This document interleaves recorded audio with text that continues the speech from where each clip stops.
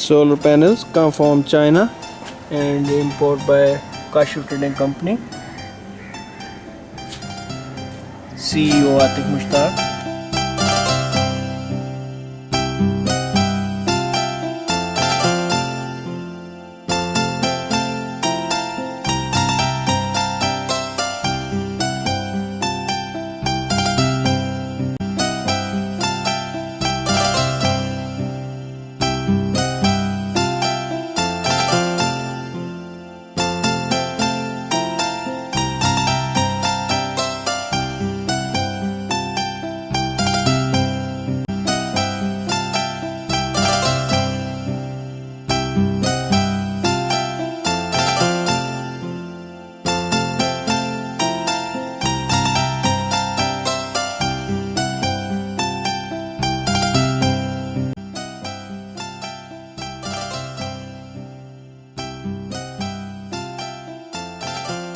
السلام علیکم.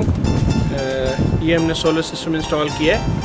100 واٹ کا ایک پینل ہے اور اس میں ہم نے ان کو پیرالل ساروں کو جوڑا ہے تاکہ ہمیں 12 وولٹ سسٹم بنانا چاہ رہے تھے. یہ چارج کنٹرولر ہے.